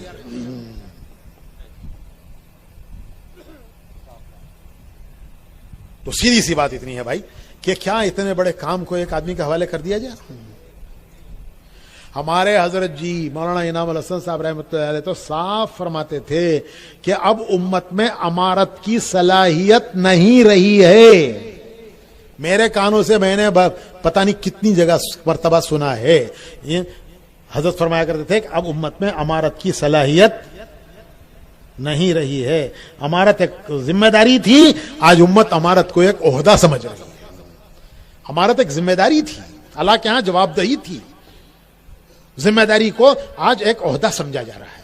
تو حضرت نے جہاں بھی شورا کے 4 آدمی تھے، 2 معذور ہو گئے، دو انتقال کر گئے، ایک معذور ہو گیا، مسئلہ آیا، حضرت نے فرمایا بھائی ایک مشورے کی جماعت بنا لو. سارے ہندوستان میں نہیں، ساری دنیا کے ملکوں میں. اب دنیا میں کہیں امیر نہیں ہے، کسی ملک میں امیر نہیں ہے. حضرت کے زمانے ہی سے جہاں جہاں امیر تھے، انتقال ہو گیا امیر کا، تو حضرت نے فرمایا بھائی شورا بنا دو. جہاں امیر معذور ہو گئے، حضرت نے فرمایا بھائی شورا بنا دو. جہاں شورا تھی 5 آدمی تھے، 2 آدمی انتقال کر گئے، 2 آدمی جو ہے معذور ہو گئے، 1 آدمی معذور ہو گیا، 2 رہ گئے. حضرت نے فرمایا بھائی ان کی شورا کی تکمیل کر دو. یہ حضرت کے زمانے سے چلا. اب دنیا میں کہیں امیر نہیں ہے، کسی ملک میں دنیا میں امیر نہیں ہے، ہر جگہ شورا ہے. ذمہ داری ایک پر نہیں ہے، ذمہ داری ایک جماعت پر ہے، ایک جماعت پر ہے. پھر سب اس جماعت کے ساتھ جڑے ہوئے ہیں. تو سیدھی سی بات بھائی ہماری یہی ہے، ہم یہ کہتے ہیں ارے بھائی آپ کو جو شورا بنی ہے، میں معذرت کے ساتھ، اور یہ سب بڑے ہمارے بیٹھے ہیں، مجھے نہیں کہنا چاہیے یہ بات، مجھے یہ نہیں کہنا چاہیے، لیکن میں معذرت کے ساتھ یہ کہتا ہوں کہ بھائی جو شورا بنی ہے 10 کی، کتنے ہیں وہ 13 کی، میں مولانا سعد صاحب سے عرض کرتا ہوں کہ آپ کو ان میں سے کوئی نام پسند نہیں ہے، آپ کہیے کہ ان 2 کو اس میں سے ہٹا دو، میں شورا ماننے کے لیے تیار ہوں.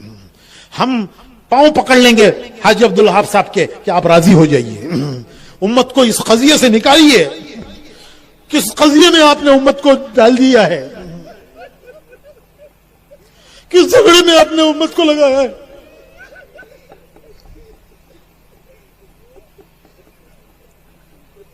ہمارے بزرگوں کی روحیں تڑپتی ہوں گی، ہمارے بزرگوں کی روحیں تڑپتی ہوں گی.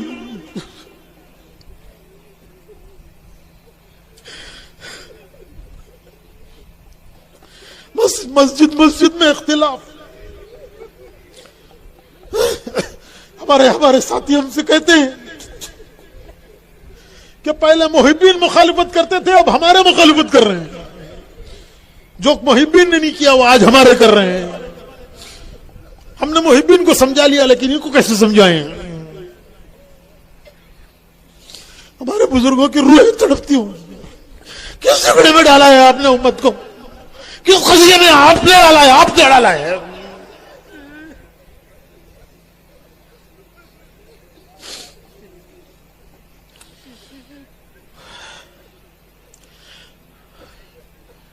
میں قسم کھا کے کہتا ہوں، آپ کہیے ہمیں یہ آدمی پسند نہیں ہے، اس میں یہ 13 ہیں، ہمیں سے ہمیں یہ پسند نہیں، یہ پسند نہیں، یہ پسند نہیں. میں ان حضرات کے بھی پاؤں پکڑوں گا کہ چلیے حاجی صاحب کو منائیں گے، حاجی صاحب کے پھر ہم سب مل کر پکڑ لیں گے. حاجی صاحب اس قضیے سے امت کو نکالنے کے لیے یہ 3 پر ان کو اتفاق نہیں ہے، ان 3 کو نکال دیجیے، اس میں سے کچھ نہیں جاتا امت کا. اور وہ مزید یہ 2-3 چاہتے ہیں آپ ان کا اضافہ کر دیجئے، آپ کر دیجئے، اللہ کے لیے کر دیجئے، امت کو اس قضیے سے ہٹائیے، نکالیے. جو مولانا صاحب کو پسند نہیں ہے ان کو نکال دیجئے اس میں سے، اور جن کو وہ مزید ڈالنا چاہتے ہیں ان کو ڈال دیجئے. کوئی کچھ نہیں جائے گا، کچھ نہیں بگڑے گا انشاءاللہ. میں اپنی طرف سے ان حضرات کی طرف سے بھی میں معذرت کے ساتھ ضمانت کرتا ہوں کہ ہم سب مل کے درخواست کریں گے کہ کیا آپ کو کون سے پسند نہیں ہے، ان کو ہٹا دیجئے بھائی، ان کو ہٹا دیجئے بھائی، کیا جاتا ہے. بلکہ ان سے خود کہیں گے کہ آپ کہہ دیجئے ہمیں معذور کر دیجئے. اور آپ ان کو لینا چاہتے ہیں ان کو لے لیجئے 2-1 کو، اس قضیے سے تو امت کو نکالیے.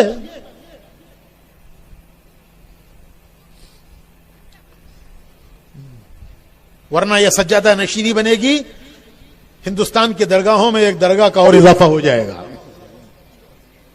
اللہ محفوظ فرمائے، اللہ محفوظ فرمائے. وہ اندر کی روح نکل رہی ہے، اندر کی روح نکل رہی ہے. وہ اللہ کے سامنے جواب دہی کا خیال، وہ اللہ کے سامنے امت کی اتنی بڑی ذمہ داری کو لے کر چلنا، اللہ کے سامنے جواب دہی کا خیال، وہ آخرت، وہ دنیا سے بے رغبتی جو نظام الدین جا کے پیدا ہوتی تھی، آج نظام الدین جا کے پتہ نہیں کیا پیدا ہو رہا ہے. اگر یہی رک رہا تو یہ سجادہ نشینی بنے گی کہ میرے بعد یہ، ان کے بعد یہ، ان کے بعد یہ. گدی نشینی بنے گی، وراثت بنے گی، اور ہندوستان کی درگاہوں میں ایک درگاہ کا اور اضافہ ہو جائے گا.